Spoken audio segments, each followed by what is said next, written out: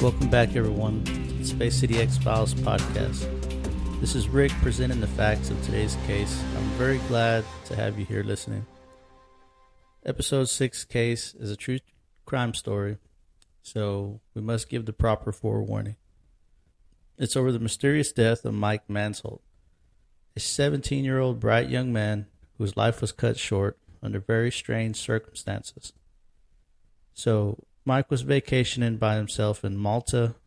Before we get into this, I just want to let you know that this show, it will depict gory scenes and it's going to have explicit content, which could cause a possible trigger in some. So please, before you go any further, listener discretion is advised. We'd also like to add that this case remains unsolved, and our reason for covering this story is to perhaps help the parents keep the case in the spotlight, because they continue to fight every day to have it reopened by the Maltese authorities. And so with that, we'll go ahead and proceed. So the Mansholt case has so many twists and turns, and we want to get to the facts. We want to get them all covered. So I'll just speed through the announcements really quick now. And so Space City X-Files appreciates you being here today. Your continued support means so much, and it helps us to improve our content each week. If you would like to become a member of the show, there's a Patreon tab on our website. Here you can sign up, and for just $5 a month, you can gain access to behind-the-scenes content, a SCXF Discord group, and free merchandise that will just drop on you randomly. If you're not quite ready to make the commitment, but would like to make a small one-time contribution, there's a support us with a tip tab also on the website. There you can type in any amount your heart compels you to give. The other way to support the show is wherever you listen, leave us a review on what you thought. Whether you love it or hate it, your feedback helps us immensely in our continued growth. One last announcement, the show store is now open, so if you would like a shirt or some of our holographic show stickers, they're now available for purchase also. So no matter how you decide to support, even if it's just you being here listening right now, we love you all very much for it, and you have our utmost thanks. All right, now let's dive in.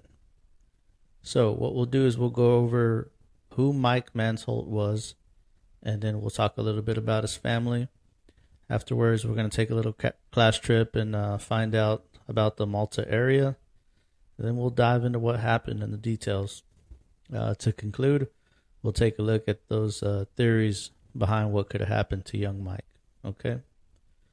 So, who was Mike Mansholt? From what we discovered, Mike was a very talented young man. He had a true adventurous spirit. And this is something that he likely inherited from his dad. And he was crazy about airplanes, which his pops was too. He loved airplanes so much that he had his mind set on becoming an aeronautical engineer. Who at 16 or 17 has in their mind what they want to do for the rest of their life? I know I did. So, Mike was the middle child of 3. He had an older brother named Daniel and a younger sister named Maria, both who described Mike as a kind and loving brother. Mike's parents, Bern and Suzanne, also reflect lovingly on their son, speaking about how he acquired his passion for exploration of the world's beauty. Now, Mike's childhood wasn't a contemporary one. At the age of 5, his parents decided it was time to take the Mansholt show on the road. They purchased a yacht, and the family set out for the Blue Yonder, spending time off the coast of France, the Canary Islands, and the beautiful Caribbean. Now, growing up this way and seeing so much beauty can without a doubt install a lifelong hunger for seeing more. Finally, later on, they returned and they settled in Oldenburg, Germany. Once they got back, Mike and his dad, Bern Mansholt, developed their love for everything outdoors. And this is probably an understatement. From kayaking to camping to hiking, they had many adventures between the two. Trips to Alaska and the Yukon, the best buds just loved traveling together, and it didn't stop there. The pair were also into marathons, And right before young Mike took his vacation, which we're going to talk about here shortly, they were actually in training to compete in one together in Iceland. So Mike was no slouch. If you look at his pictures in the show notes, he looks like a fit high school football player, which again could be one of the reasons why they trusted him so much. But if you're a parent, of course, you know, no matter how strong or big your child is, it's certainly not going to determine whether they're able to travel on their own. And in this case, that was none the different. No, the main reason why Mike was allowed to travel was because he was very responsible and very reliable. If he said he was going to be somewhere, then that's where he was. If he was told to check in regularly, then you can bet that he would do just that. And like we mentioned before, you know, Mike was not your average 17-year-old, okay? Another noteworthy thing to mention, which would back up Mike's emotional state, was that the young man had the whole world open in front of him. You know, having just graduated first in his class, he applied for a special position with a company called Airbus. And he loved airplanes so much. So this would have allowed him to pursue his dream career. And guess what? I mean, out of the many who applied to the same job, he's the one that got it. And he had his family who loved him and supported him so much. He had his dream job laid out in front of him. I mean, the only thing that he's missing is the love of his life to share his happiness with, right? Well, Mike had that too. This is one of the reasons that he took his trip. Okay, so before him and his dad would take off for Iceland, Mike decides he would go down to Malta for a few days. And while he was there, he would visit his girlfriend since she was already in the country for education. Okay. And now, surely Mike's parents had some hesitations about that, but they also trusted the young man. So they say, sure. Okay, and Mike heads out. So before we talk about the details of what goes down with Mike in Malta, let's take a look at the history of Malta and what it currently is. And if you don't like history or geography, I promise this helps give context to the case, okay? So what I want to do is just paint a picture so you can, if you haven't been there, so you have an idea of what it's like. All right, so just hang in there with me a bit. So Malta is a country in the Mediterranean Sea. It's a very beautiful archipelago, which means it's a mass made up of a number of islands. In this particular case, only Malta, Gozo, and Comino are the only inhabited ones. Okay, so there's other ones, but they're not habitable. It also has a surprising amount of history jam-packed into this area that is only 122 square miles. For reference, you could fit Malta approximately 2,201 times inside the state of Texas. Now, that's small, yes, but don't let that fool you. It's been said to have been inhabited since around 5000 BC and is home to some of the most intricate subterranean caves and monolithic temples that predate the Egyptian pyramids but equal the amazement of how prehistoric people created such wonders with just stone tools. The amazing part about the tunnel is the design itself. It's underground, but it has levels underground. Okay, so there's subfloors.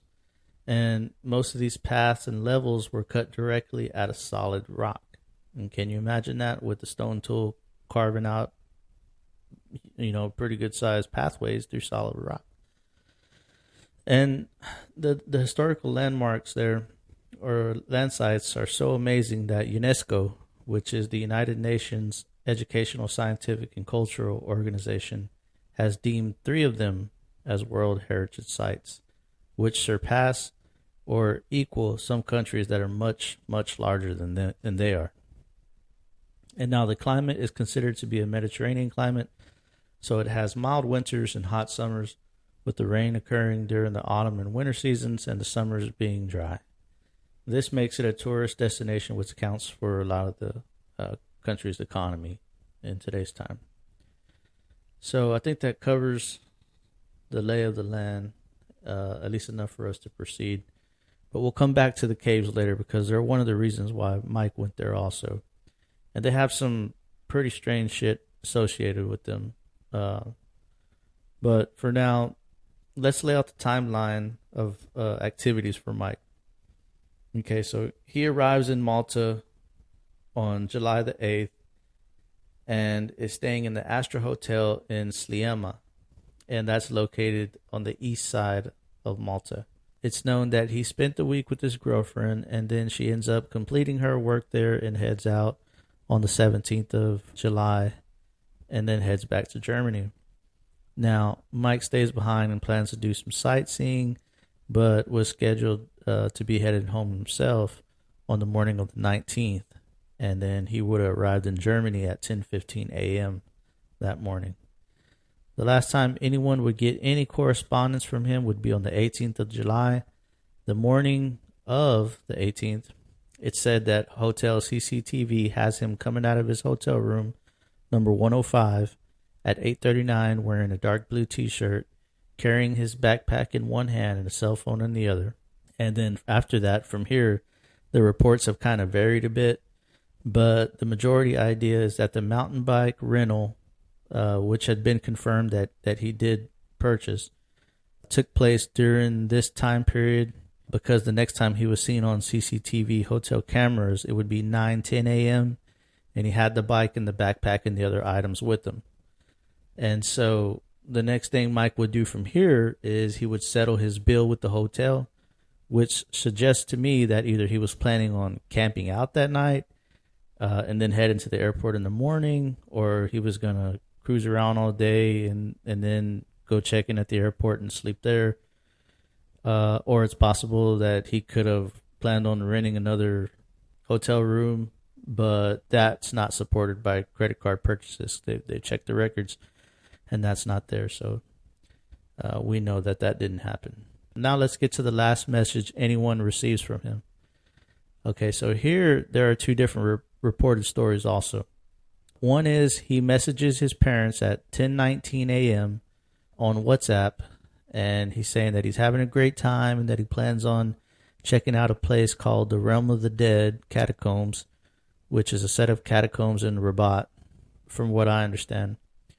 And now I couldn't find any source to support that name, but if he was in Rabat, it had to either be the St. Paul's Catacomb or the St. Agatha's Catacomb. It's possible that he may have got that name that he called it from one of the locals, maybe. The other report about his correspondence is that he messages his girlfriend at 10 a.m. And in this scenario, he messaged her telling her that he planned on renting a bike and that the roads were so steep at some points you could only climb up, that you can't ride up them. He goes on about it being a challenge and that he's excited about it. This report here kind of has some conflicting statements. For one, he contacted her around 10 a.m. and told her he wanted to rent a bike, but was seen on hotel CCTV with the bike at 9:10 a.m. Also, he talked about the roads being steep, yet at that time he had not made his way to Rabat, that side of the island yet. Because of these discrepancies, I would have to lean towards the first report about him corresponding with his parents as the true statement. From this point, he does not appear online again on WhatsApp, and he does not pick up any phone calls. Okay, so that was the last time anybody ever heard from him. Fast forward to the next day, Mike is due to be arriving at the airport in Bremen. His mother and his sister are there waiting for him, yet Mike does not get off the flight.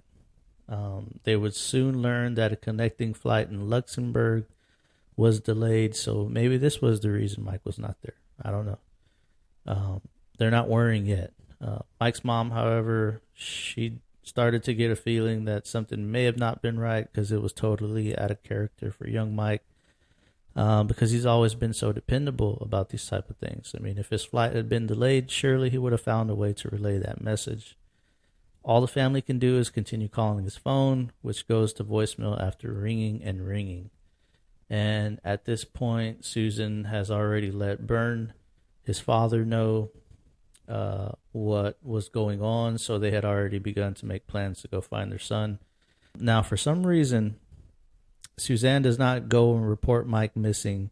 At least it's not filed that he's missing to the Oldenburg police until the 23rd of July, which is 4 days after Mike had been missing.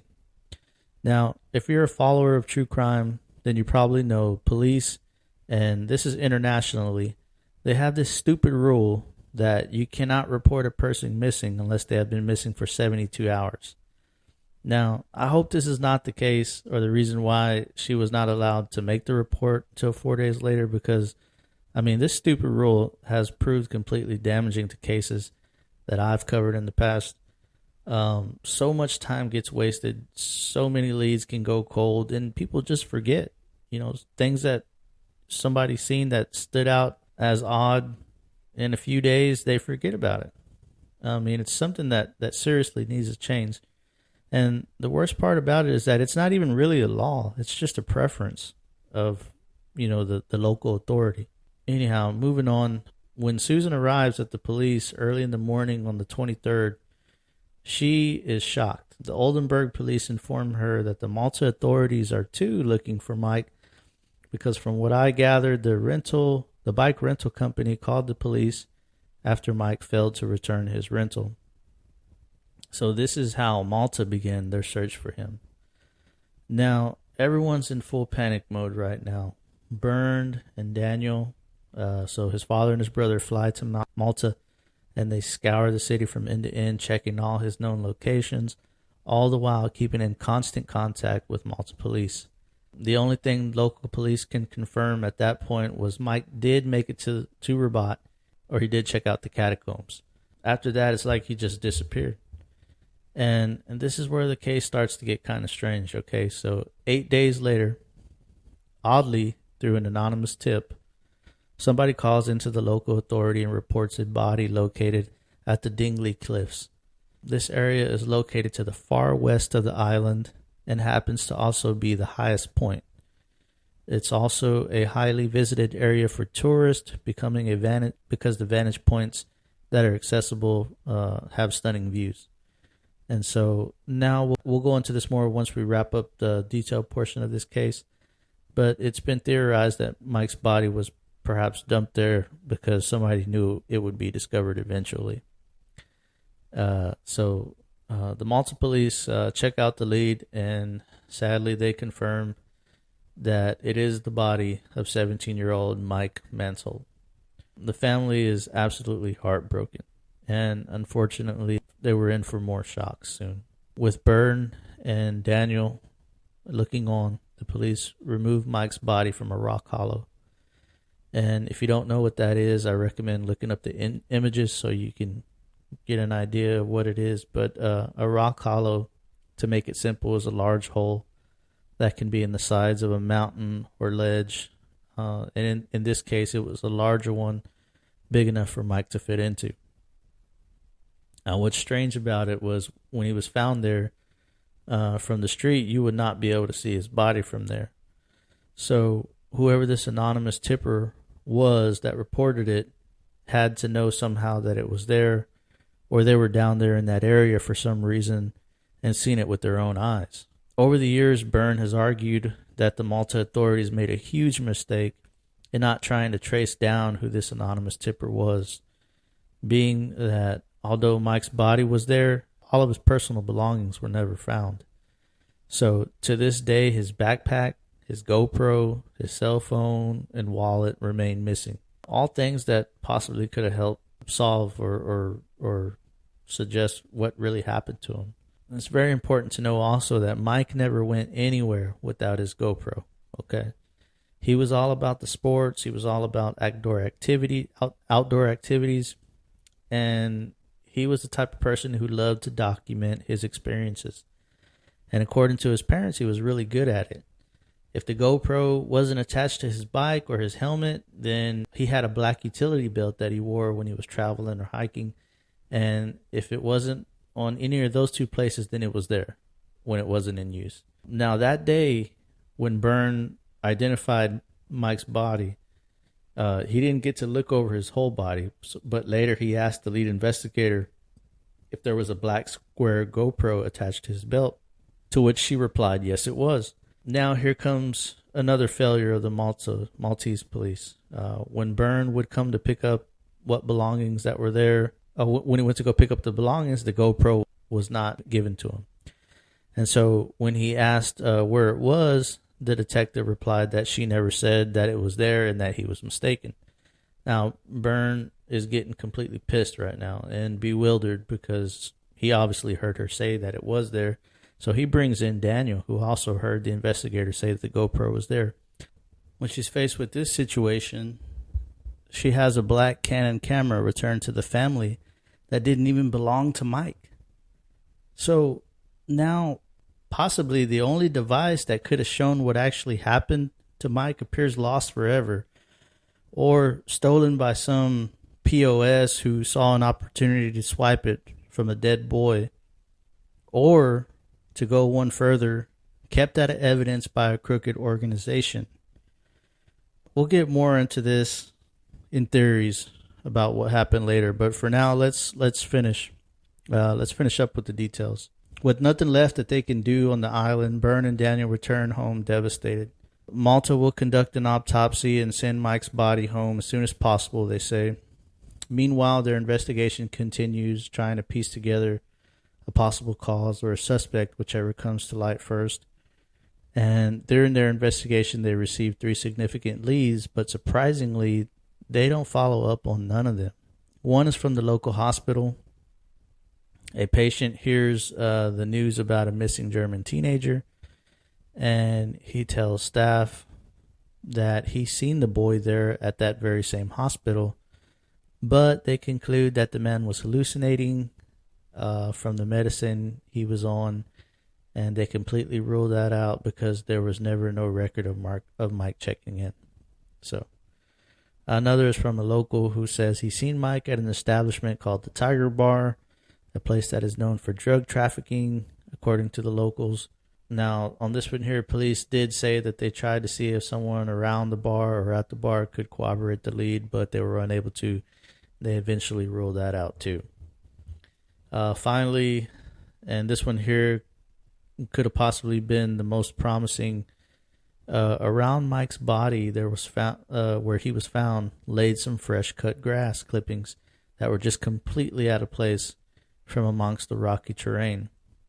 So around the Dingley Cliffs, there are a few farms. So would it have been too hard to try and see if any of the pastures had been recently cut? Or maybe even a soil sample? But no, they ruled it out too without even checking. So now before you think, Rick, you're being a little rough on Malta and they may be getting an unfair shake here. Well, let me tell you about this one. So around the same time, but this would have been in October of 2016, what happened to Mike was in July, so this was before that. A woman named Daphne Galizia, an investigative journalist who was openly proven that there was corruption amongst the government and local officials in Malta, was killed in a car bombing close to her home in Salima, the very place where Mike was staying while on vacation just 7 months later.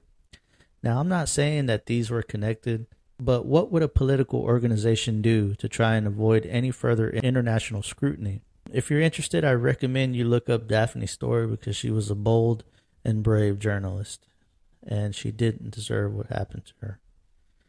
So, after searching for more possible leads, none can be found that would suggest foul play, according to Maltese police. At the same time, the Maltese physicians come to the conclusion after their examination that Mike fell from a nearby cliff and broke his back in 2 places. Somehow he landed into the rock hollow, and that's where he laid until he was discovered. Case closed, according to them. The Manholts, however, are not buying this. But they still await their son's remains, so at least they can lay the young man to rest and slowly begin the healing process. When Mike's body finally arrives in Germany, the mortician who would be preparing the body discovers something very odd. All of Mike's organs are missing. I'm talking about everything. Only small fragments of some and a small amount of the brain were left. The worst part is when they shipped the body, they didn't even try to preserve it with embalming fluid. Now, this right here sounds like they hoped the body would further decompose so something would be covered up. So the detail informs Byrne, Mike's father, and he contacts the Maltese authorities immediately. And you won't believe this, they tell him that his boy's organs were already gone when he was found. The Maltese doctor claims since Mike laid for 8 days total in the heat that his brain liquefied and his organs were ate by rats. Of course, this is complete bullshit because a German doctor performs his own analysis trying to gain some clarity and finds no bite marks or abrasions that would be consistent with rodents or a fall off a cliff.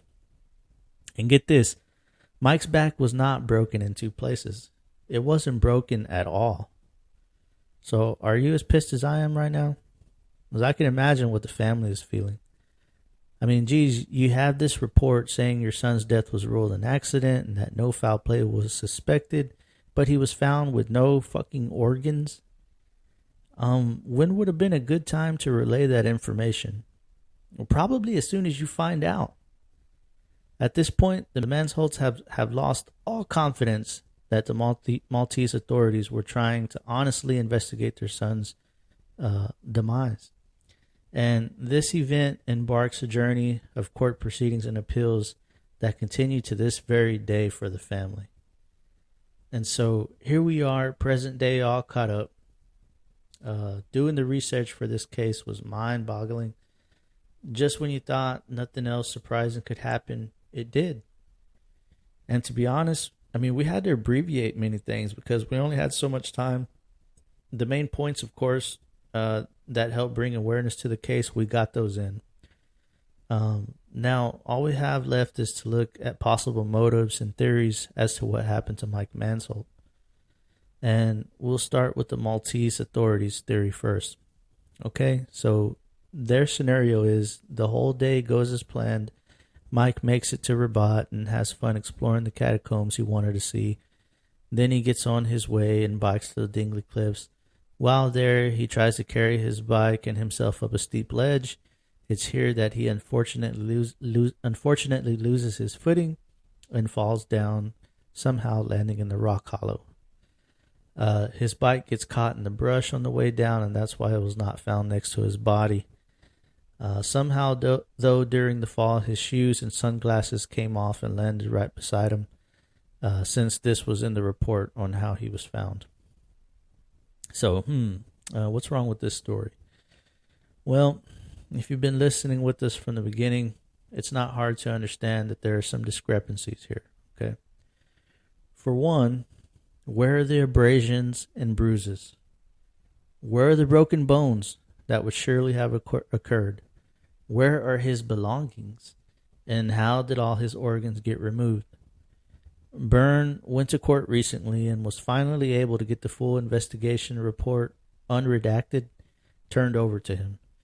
Now, Malta may have failed at finding what really happened, but the actual crime scene investigator who measured out everything actually did a good job. And it was through his findings that another private investigator found that it would be a physical impossible feat for Mike to fall from where they say he did and land where he was found. Even if he ran and jumped, it could not happen. Oh, and here's a little something else that may have gone unreported. When Byrne paid a visit to the morgue in Malta, an unreported woman who demanded to stay off the record pulled Byrne aside and told him that this was not the cause of a fall and that his back was not broken. After that, she just walked away. When Byrne brings this up to the lead investigator, she dismissed it and was completely unresponsive to the news. These are the facts. I'll let you come to your own conclusion on that one. Another theory is he was involved in a hit and run, and this is what caused him to fall so far into the rock hollow. Once the driver realized what happened, they went down to check, finding Mike dead. They then took his belongings and drove off. This one here I find more believable than him falling himself. It would also explain what happened to his backpack and GoPro and all that good stuff. But again, I have to ask, where is the physical evidence of a fall and impact of that violence? It still doesn't add up, in my opinion. Here's a theory here, another one, and this one makes me think that it is a good possibility. It's theorized that Mike fell victim to organ traffickers. It's suggested that at some point after he left the Astra Hotel, young Mike ran into some trouble. Whether it's at the Dingley Cliff site, it's unlikely. I would think if it happened, he would have had to been abducted and taken to a place where they could work in a sterile environment. And then when they were done, they would dump the body down in the rock hollow.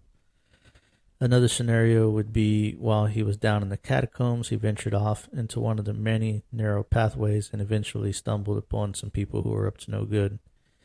These catacombs, they run everywhere underneath the city, and it's even likely some have yet to be found. But still, to dump his body in broad daylight and no one see anything. Also, why would they put him in broad daylight anyways? So whoever did that wanted him to be found if that's where they put him there. Because they could have just put him in, they could have dumped him in the water, they could have just left him down in the caves, anywhere. Also, the way some of the organs had remains left behind, that shows that it was no skilled person who removed them. And because of that, they likely would have ruined what they were after by wrongfully removing them. And it's worth noting, too, that Byrne once thought that this may be a possibility, but after his own investigation, he ruled it out also. And Malta reports that there has not been one single case of organ black market trafficking found in the country. Another theory is that Mike was ultimately murdered by someone and placed at the Dingley Cliff site. The killer made away with his bag, phone, and wallet, but missed the GoPro. And when the police found him, they knew it would already add further scrutiny to the assassination of Daphne back in October. So they rushed to the claim that all this was just an accident and attempts to make the case go away quickly. They noticed that Mike's GoPro did capture the killer, so they disposed of it and returned a broken camera to Byrne instead. Then, to conceal any internal injuries Mike may have had from battle, they removed the organs and disposed of them, and then sent the body home with no embalming fluid, with hopes that it would do away with any possible chance of finding out the truth. Based off of how shifty the investigators were acting, I like the odds of that one as also being a possibility. This last theory, it's kind of far out there. It shares the same idea that the police covered up the incident. Although if this scenario held any truth, I think its secrecy would be sought by more than just the local authorities. On this one, it's important to know the history of the catacombs, so we'll dive into that briefly. As we said before, these catacombs have been around since about 5000 BC. Now, the first people local to the island made them super deep and had all kinds of paths underground throughout the city. It's said that you can reach one end to the other through these tunnels, okay? Now, inside these catacombs were relics found that indicate worship to gods that require human sacrifice. In particular, you got Baal and Moloch.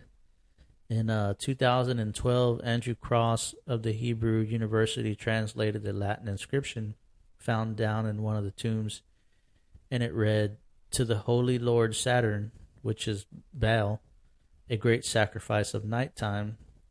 Moloch, breath for breath, blood for blood, life for life." Now, according to the inscription, the sacrifice to Baal Hammon was made at night. This confirms the chthonic nature of this sacrifice. Now, from what I've read, chthonic sacrifices were likely a dark-haired animal of some sort, but here in the catacombs, charred remains of children were found in basins next to the sacrificial altar. So they know for a fact that the early people here sacrificed each other.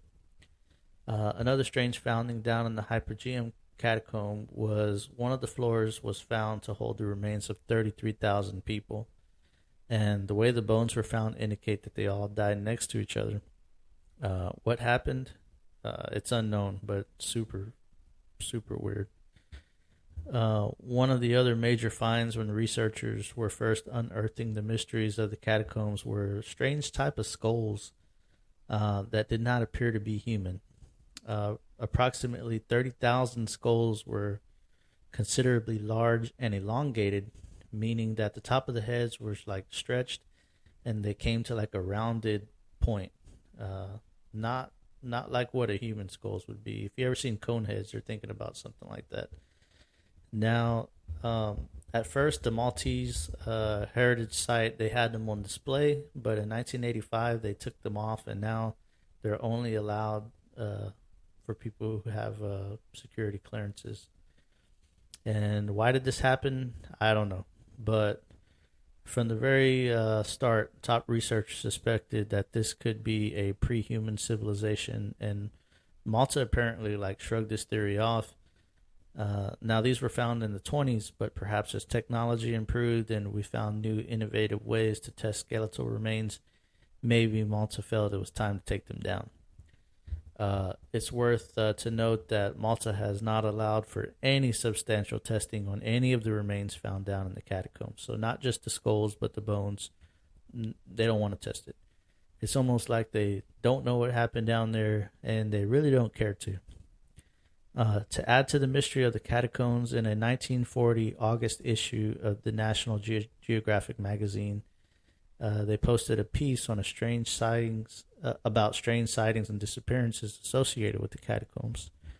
One article was about a group of 30 school children and their guide teacher becoming lost and never being able to be found again.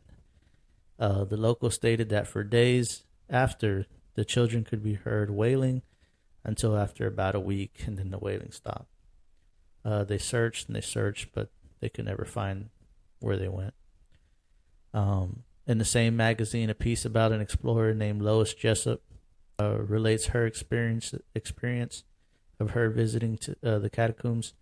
Her first visit, she finds herself deep in the catacombs with her team and a guide, being led by candles only, and a rope that was tied to each of them. So they had their one candle and a rope kind of tethering them together. She sees a narrow door cut out right into the side of a cavern, and she nods and asks the guide what's in there. And so he shakes his head, kind of nods back at her and says, "You can go check, but you won't go very far." And so Lois leads the way with the team in tow, and she squeezes through the narrow entrance and stops when she realizes that the walkway does not continue forward, but rather along the edges of the room. But down in the middle is a drop about 60 feet. And judging by the sound, has running water somewhere down there. So she starts making her way around the edge, not really wanting to go much further, but just enough to see how far it will go, when she hears something like extremely loud footsteps accompanied by a rumble. She focuses her light down into the drop, and what she sees freezes her where she stands. She explains it as at least 20 large white-haired covered creatures all marching in unison. She claims on where their heads were, in accordance with the inner wall of the void, that they had to be at least 20 foot tall. Now, when the creatures see the light, they all stop in unison and they turn their focus to Lois. They all raise their hands up to her, like beckoning her to come down, and immediately her candle gets extinguished. Now, it's pitch black, and everyone begins to backtrack to the opening when Lois claims she feels something large and damp brush past her at a high speed. On the other side of the entrance stands the guide, realizing everyone is noticeably shaken. When she asks what is down there, he says nothing, just nods his head and begins his walk back towards the exit. So what does this all mean? One cannot be exactly sure. All that's known is that the catacombs, which spread throughout the city, and some claim even further, perhaps off the island to ancient Rome, are full of mystery. How this relates to young Mansholt is due to his adventure spirit, and the Rabat catacombs were the last place he was known to be. Perhaps he encountered something down there in those tunnels that cannot be explained through anything we could offer in this world, at least. But of course, this is all just speculation. The fact is, no one is any more closer to understanding what happened to Mike Mansholt.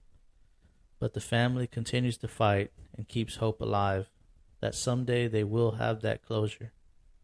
If you're listening to this story and have any information you would like to share regarding the passing of Mike, please reach out to the show. It's info@spacecityxfiles.com. That's the email.